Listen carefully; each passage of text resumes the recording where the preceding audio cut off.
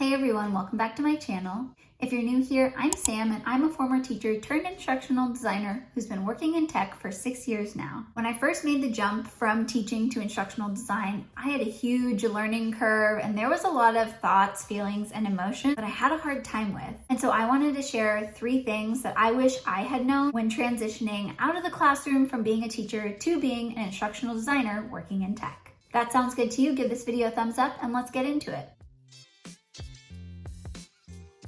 So the first thing that I wish I had known was that there's going to be a huge learning curve when I transitioned, but I would have a stronger foundation than people without a teaching background. There were a ton of different things that I needed to learn when transitioning to instructional design, like video editing, different project management software, even course development software. And it was pretty overwhelming. If you're curious about other skills that you need as an instructional designer, I'll link this video that I created down below.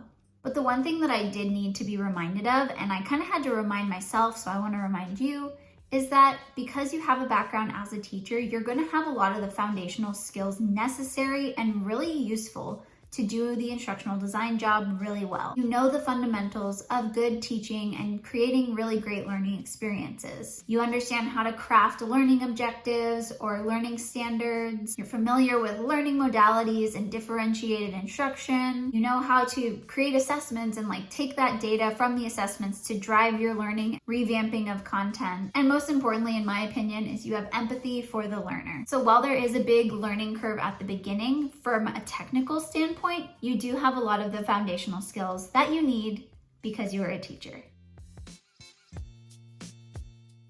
The second thing I wish I knew when transitioning from teaching to tech is just how fast software and products change and update. When I first started, I would build out a software training for, whatever software they were talking about. And as soon as I'd hit publish, I'd get note that the software was updating or the interface was changing. And so I'd then have to go back into the course I had just spent a week creating and update it again.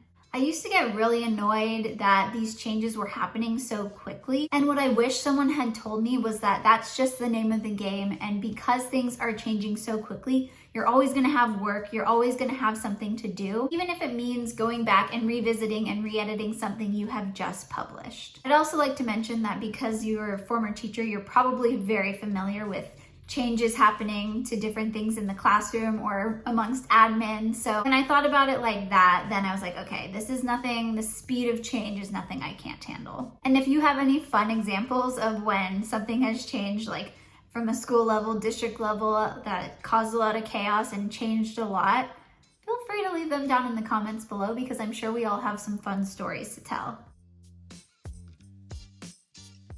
And the third and final thing that I wish I had known or wish someone had told me when I started my transition from teaching to tech is just how much I would miss teaching. With teaching, you get to interact with, your students and other teachers, and you really get to see that direct impact of all of the work that you're putting in. As an instructional designer, you don't really get to have that face-to-face interaction with the people who are taking your trainings or people who are internally taking whatever trainings that you've created. If you're doing live in-person trainings or live virtual trainings, then you do get a bit of that connection and you get to see that impact more directly and right away. But that's not always the case as an instructional designer. You're kind of working on your own on projects. You collaborate with people on your team and across different lines of work at a company, but it's really a lot more isolated and individual, which for some people that might be what you're looking for when you transition. But just know that if you find yourself missing teaching, you're not alone, and that's a very common feeling. So those are the 3 things that I wish I had known when transitioning from teaching to instructional design.